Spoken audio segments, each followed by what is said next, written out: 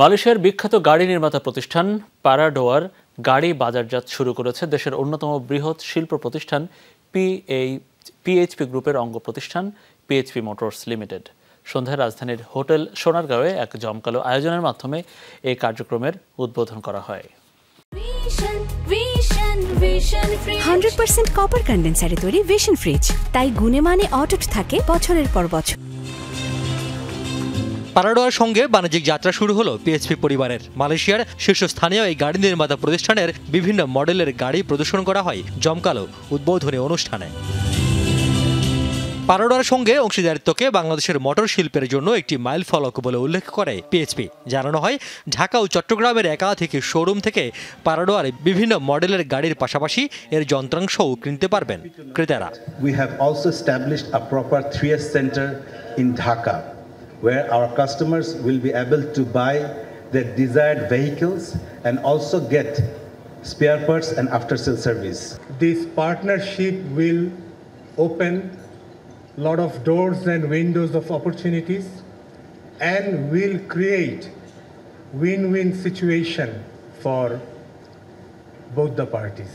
অনুষ্ঠানের প্রধান অতিথি শিক্ষামন্ত্রী মহিবুল হাসান চৌধুরী বলেন, পুরনো গাড়ি আমদানি নিরুৎসাহিত করে এই ধরনের উদ্যোগ আরো বেশি হওয়া প্রয়োজন। We kind of got used to with importing old cars in the country and at the cost of our environment.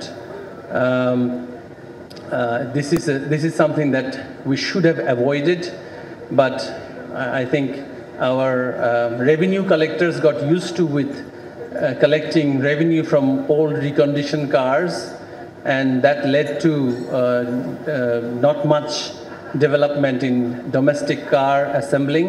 PHP গ্রুপের চেয়ারম্যান বলেন, সততা, একাগ্রতা ও নিষ্ঠার সঙ্গে কাজ করলে সফলতা আসবে।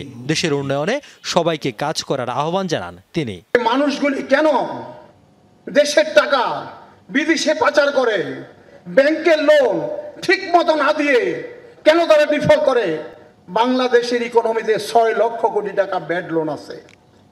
এই টাকা যদি না থাকতো আমরা 2% বড় করতে পারতাম। আমাদের ইকোনমি $1 ট্রিলিয়ন যাচ্ছে। মনে করেন আমরা এখন 12% বড় করতেছি। যদি 2% আমরা বড় করতে পারতাম, আমাদের ইকোনমি গ্রোথ কোথায় যাইত? অনুষ্ঠানে বাংলাদেশে নিযুক্ত মালয়েশিয়ার হাই কমিশনার সহ বিশিষ্টজনরা উপস্থিত ছিলেন। Long live Malaysia Bangladesh relations. Terima kasih, thank you and Donabad. Riaz Raihan, Jamuna news, Dhaka.